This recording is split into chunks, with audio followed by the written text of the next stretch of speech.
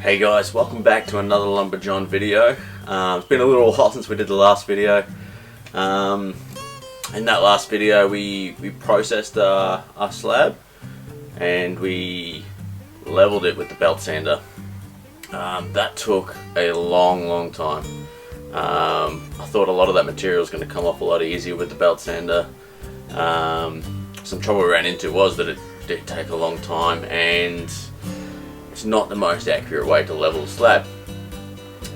Luckily though, we've come across a new method. I'll have to build a few things to make that work, and we'll show that in an upcoming video, so that when we go to level that next slab, there's going to be the live edge coffee table. We'll use this new method, and it should be a lot quicker, a lot more accurate, and should come up beautifully. Okay, so since that last video, we've actually completed and finished the coffee table we were making. And if you follow me on Facebook, you've probably seen the finished product. So in this video, we're going to cover the final steps we took to get to that finished product. So the first thing I did after belt sanding was that I trimmed the edges with a 3mm rand. Probably the wrong thing to do at this stage. I probably should have done some more sanding first to get it closer to the final product, and then trim the edges. But the idea was to have a uniform 3mm rand on all edges, so the verticals as well as the top and bottom 4 edges, and it would have looked really beautiful, and it did in the moment. But then of course, as I've taken a whole bunch of extra material off with an orbital sander, I've kind of ruined that edge. So next time I'll probably work through a bit more of the sanding and then put that 3mm edge on closer to the finished product.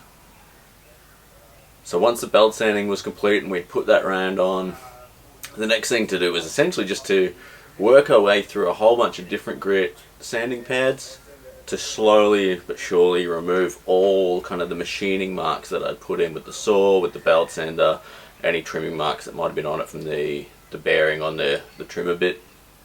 So starting there, we started with some 80 grit sandpaper, then moved to 120 grit sandpaper, moved on again to 240 grit sandpaper, and then the finishing touches were done with 1000 grit sandpaper, all in that random orbital sander, which does a great job. Doesn't take off a lot of material, but leaves a really nice finish, even though you're using an orbital sander on a grained piece of timber.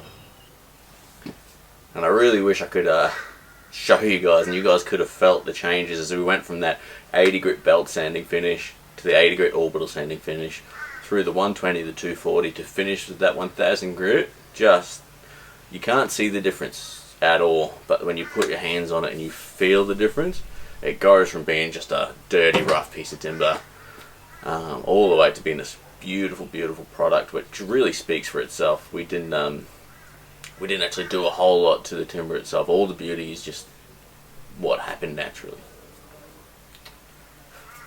So once the sanding was complete, the next step was to finish the piece, and by that I actually mean put a finish on it.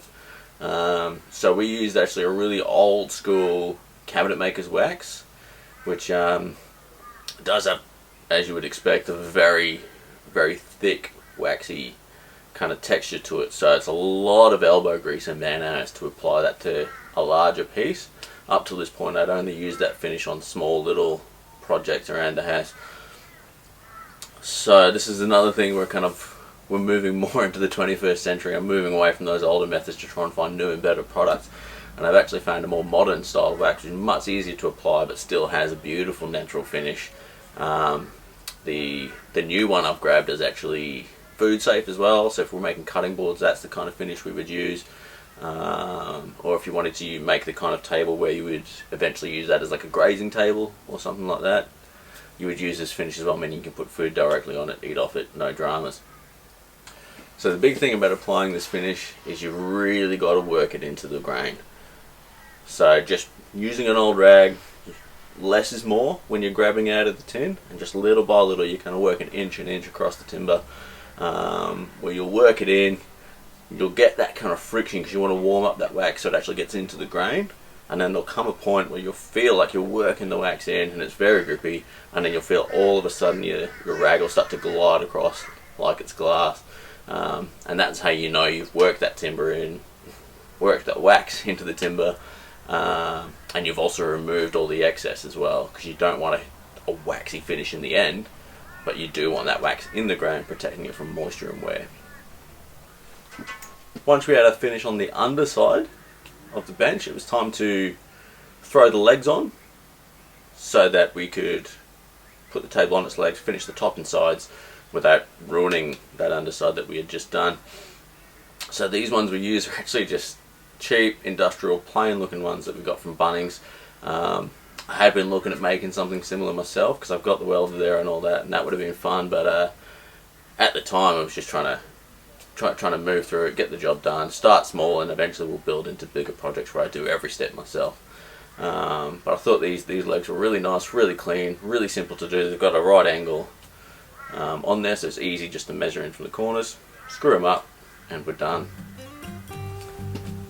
Hey guys, thanks for watching this new format that we're playing with. We're trying to upgrade our equipment, my editing skills, and my skills in front of the camera as well as we go.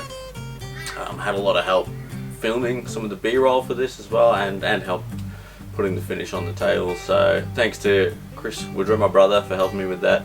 And yeah, if you like this newer format, let me know. But if you prefer I go back to the old format, kind of just keep that to yourself, because I don't like it.